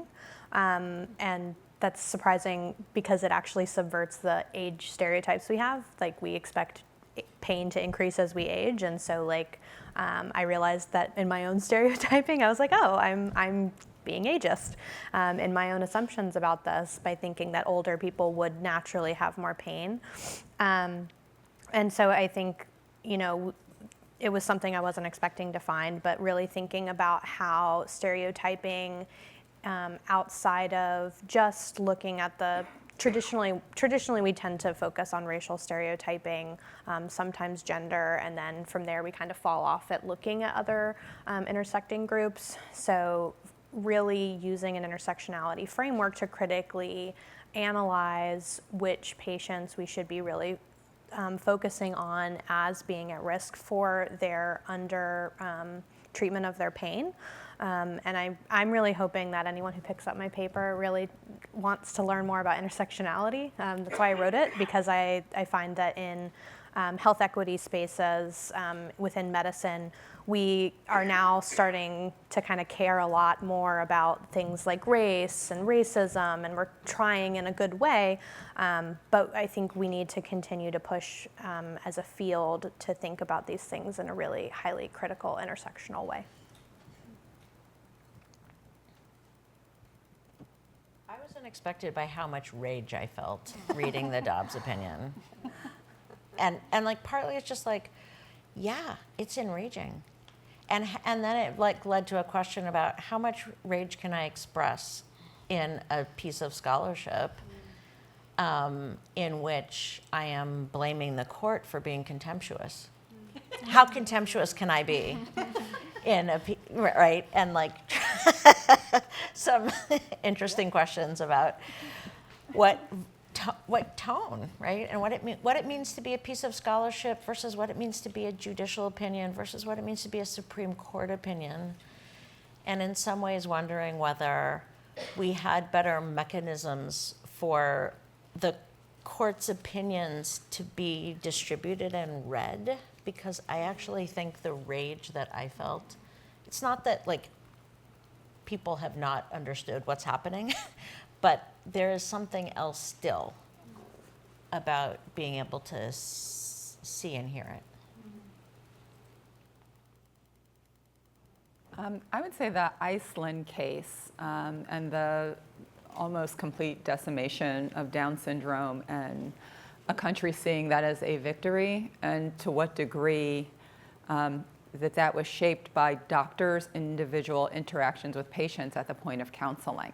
And then thinking more broadly about how we can provide guidance on that isn't rooted in the ableism, right? That is obviously there, right? There's no way you get this 100% termination rate, while at the same time still respecting that there need to be individual choices and recognizing that there are going to be families that need to be able to make this determination about the trajectories of their pregnancy. So just the grappling with the complexity of that.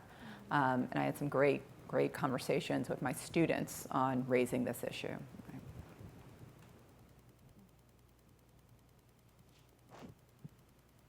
Any other surprises or next steps? I mean, I think what's sad to say is that the analyses that we came away with actually weren't surprising at all.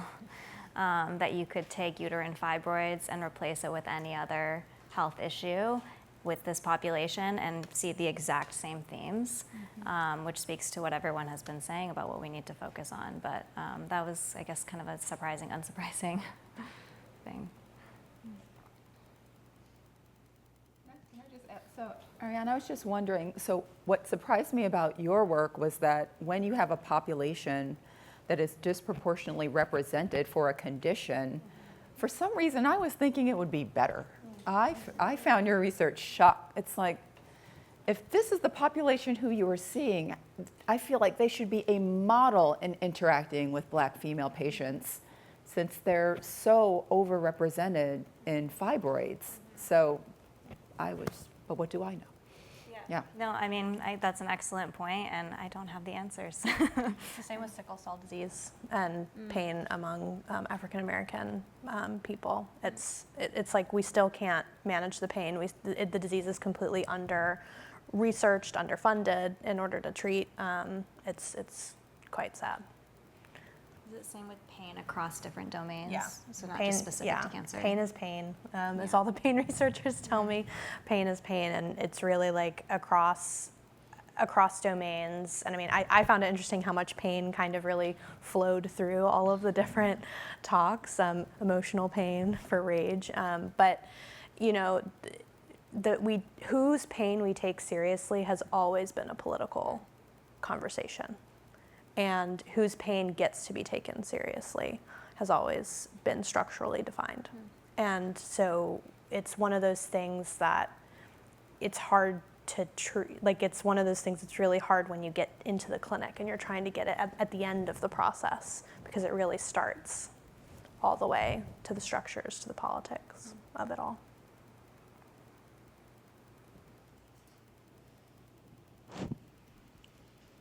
Thank you. Other questions? Oh.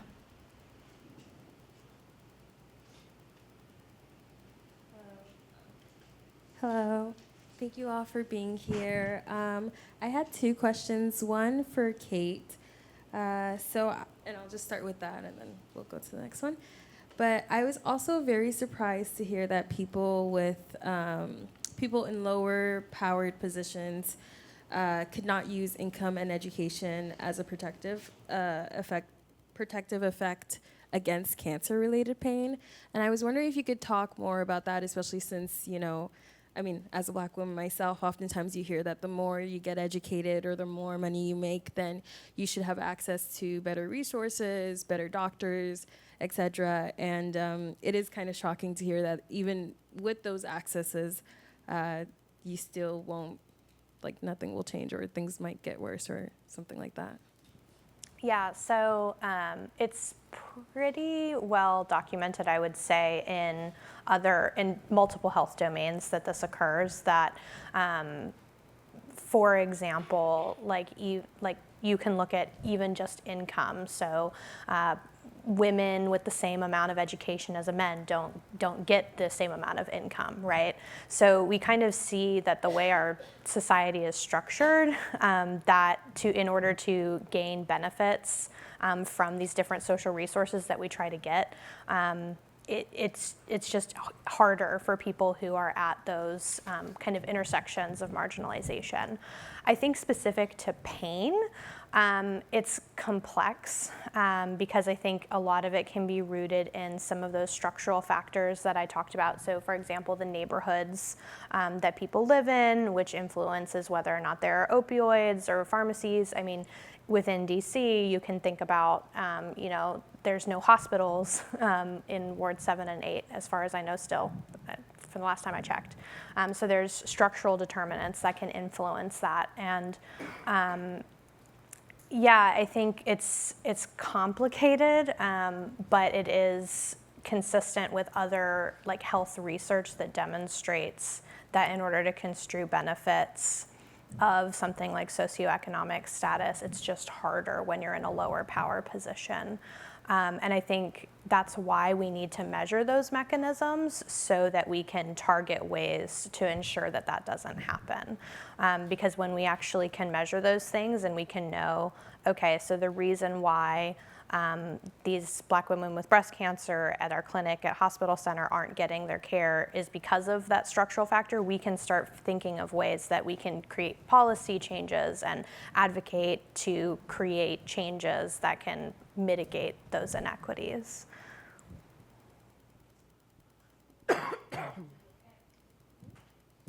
Thank you. And my second question for all the panelists would be just, what do you see for our future, especially when thinking about it in the American context as well as the global context, as well as with engaging youth and whether it be disability advocates or any other sort of youth. But other than more data and more research, what else can be done, or just what do you see, or yeah?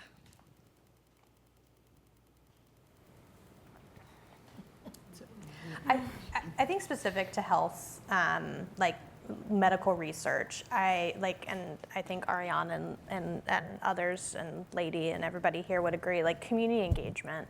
We have to be talking to patients. We have to be talking about people who are in the communities that we want to help.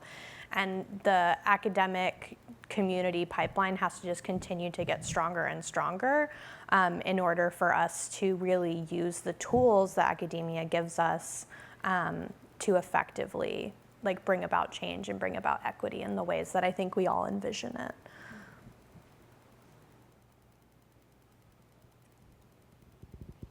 So I can say at the law school, and I don't know if this is true for you as well, my students are coming in with awareness of structural oppression that they did not have 10 years ago, right? We're starting our conversations at a completely different level.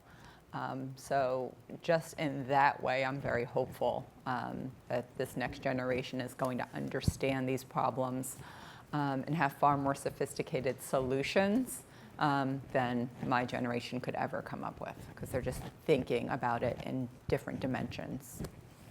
I completely agree with that, but it also is they're coming in with an awareness and a level of understanding in a very particular context of educational privilege. And I guess I worry about the way in which that fundamental understanding of ways of thinking about different forms of inequality is now so politicized that it's not as if like we're starting to understand in a broader or more global way, which that I would like to think there are ways in which that's true, and yet like I don't feel I cling to it in the way that you do, Jill. Like, I think it's really important, and I don't want to diminish the importance of it. I feel less sure about how true it is across the board.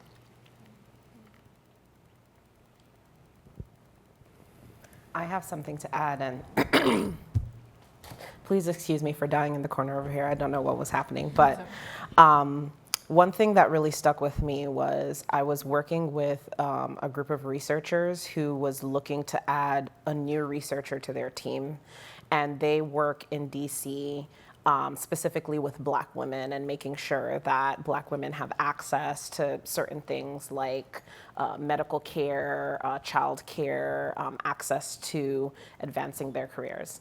And I had not seen this before with an organization, but I respected it so much. And I think that this can be the future for really making sure that the individuals that we want to work with are represented.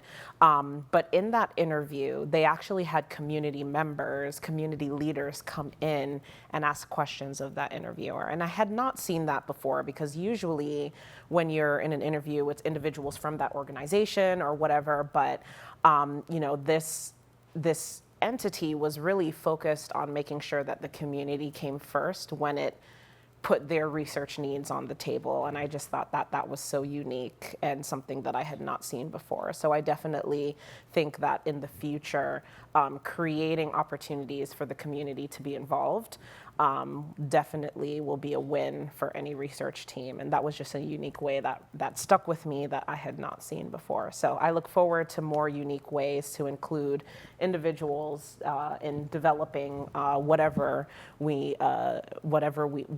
direction we need to move, whether it's research or whether it's clinical or anything like that. I was actually looking for just a couple days ago, a Georgia judge, I'm sure you heard, actually struck down the Georgia ban. And part of what was interesting about that, I was looking for a couple of quotes from that opinion, because one of the things it's not just the fact that it was struck down, it was the way in which he wrote it and the way in which he articulated the form of essentially a state taking of a pregnant person's body during the course of pregnancy, and being able to articulate it in that way is really powerful and important. And so I guess I'm kind of like, the fact that happened 2 days ago makes me a little hopeful.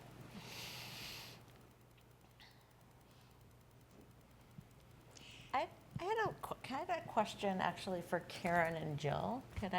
Are there Any other questions, or any questions online that we have? Okay, nope. Sure. One of the things I loved about both of your presentations was the way in which it was trying to capture a complexity. And in your case, the complexity between planned and unplanned pregnancies, and particularly, I think you mentioned ambivalence, which I can imagine is much more common than not, and that the way in which once someone has a child, the way in which it encourages you, forces you to rethink how you thought about that pregnancy beforehand, right? So there's like how to capture certain kinds of complexities, and Jill, I think in your project it was really the like wonderful complexity of the disability justice articulation, that statement of what it means both in terms of accessing and not how we think about, on the one hand, and in particular, I was thinking about it with respect to abortion, complicating access to abortion in some situations and enabling access to abortion in other situations, and not having it be so dichotomous and across the board. And I guess the question that flows from that is sort of how to not just capture that in the research, which I feel like you both did really well, but then move it forward and maintain it, I guess, in thinking about solutions. I mean, I think one of the reasons the reproductive rights community has done it so poorly is because when you're under constant attack, you feel like losing ceding any ground, right? Questioning any type of abortion is giving over to the other side, right? So we couldn't even have the conversations, right? That's what was so beautiful about reproductive justice, is that you have to talk about the intersection of these two things. The moving forward, and I think Robin Powell does this so well, right? Her next article, and I cut it for time, her next article is on it's called Forced to Bear, Denied to Rear, the impact of Dobbs, basically, right? So literally, Dobbs is forcing people to carry children to term, while at the same time utilizing their disability to deny them their rights through the parental policing system, through all of these things. I think it's the seeing it, right? Seeing kind of the contradictions, and then having the space to openly talk about them both within movement. So then you can have honest conversations about them outside of the movement is key.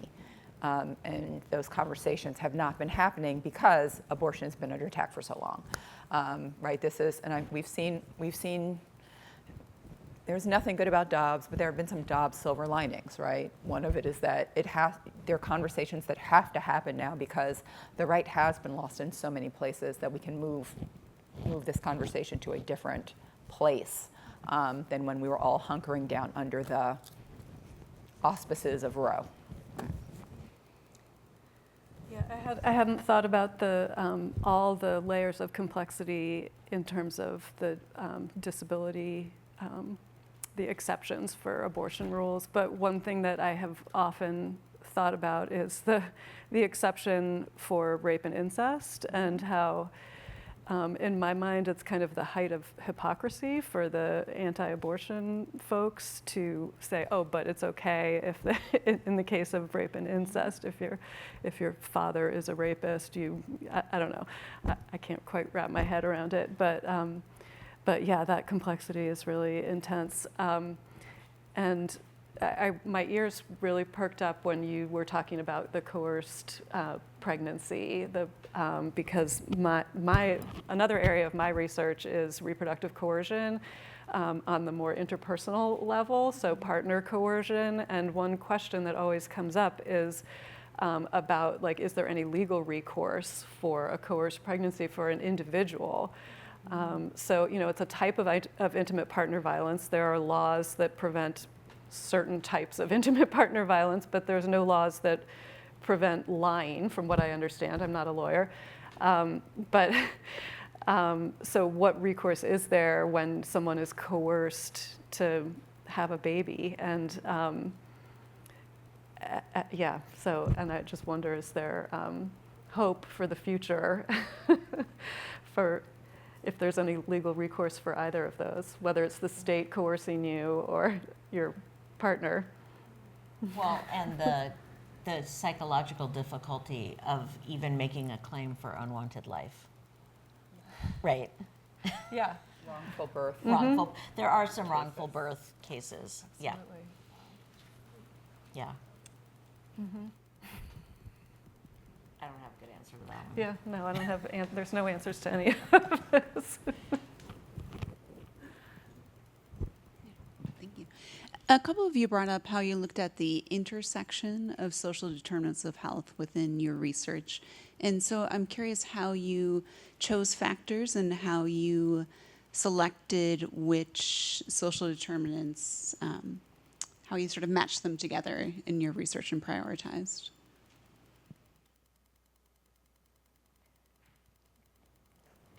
I was going off of reviewed literature. So what exists out there. You know, in the paper we talk about how ableism is completely ignored with pain research, largely, especially in cancer-related pain, even when cancer is often, in some people might consider cancer to be a disability in some cases. So that's, I was going off of reviewed research. I think, you know, moving forward, I like to frame my work around a good mentor of mine, Lisa Bowleg, has a great paper called The Problem with the Phrase Women and Minorities, Intersectionalities, I forget the second part, but key steps for using intersectionality within public health. And she, in that paper, she highlights that a key tenet of intersectionality that public health researchers need to have is an attention to the marginalized intersections, right?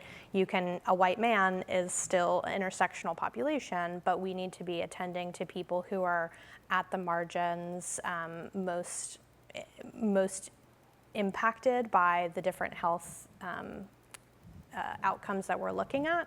So I think step one really is identifying who those most marginalized people are within the field of cancer-related pain for me, and that's kind of helping me guide my approach to this research as I move forward. And I hope that answers your question.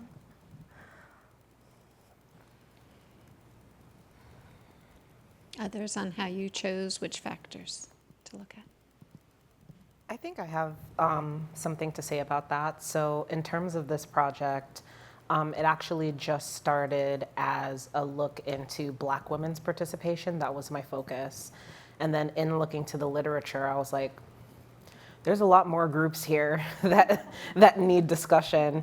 And so it turned into Black women and women who identify as lesbian and bisexual. And then it turned into Black women and groups of women who identify as lesbian and bisexual, and women who are Hispanic and women who are indigenous, because in terms of that, just with looking at, you know, literary reviews, and then also just speaking with people, some of those intersections become relevant. And so in this kind of phase that I'm in right now, one of the things that I'm looking to kind of look into in the future are other groups of women that I haven't looked into before, but specifically the experiences of individuals that identify as trans and how they fit into sometimes the very rigid parameters of research. So as you continue the work, I think more questions will surface, and you kind of take that as your diving board for where you want to delve into next. On a similar note, I think for our research, it was part of a larger parent study, so sort of the eligibility criteria for the participants was already quite narrow. But these themes and the intersections emerged from the participants themselves. They were referring to their race and gender when they were describing interactions with their providers. And so those were the themes that emerged from their voices. It wasn't that we said, oh, it must be because of this. That's what they were telling us. So I think really listening to the participants and how I think people identify those things for themselves rather than it's sort of researcher mandated. Mm-hmm. Thank you. I think we're coming up on our time. So just to highlight one of the things that we've heard recently, the idea of always being aware of language and perspective, and that we have what's in front of us in the foreground, but that we often might not be asking, you know, what's in the background, or are there ways in which our systems are making the background more relevant and able to be accessed for some groups versus others, and what that means for both our health and the way in which we dialogue about this. And so As a parting question, not to answer, but maybe to consider over coffee or later at the reception is, and for all of you too, what are some of the dialogues that we want to be promoting? What are some of the audiences that we want to be reaching who we haven't reached yet? And perhaps how can the Gender Justice Initiative help think about and frame some of those conversations moving forward to elevate the work that we've heard in our first panel, which we'll hear in our second panel, and then the work that all of you are doing and interested in. So thank you so much for being here for panel 1, and let's give a round of applause to our panelists.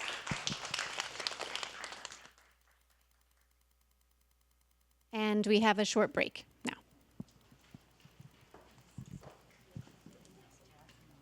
Recording stopped.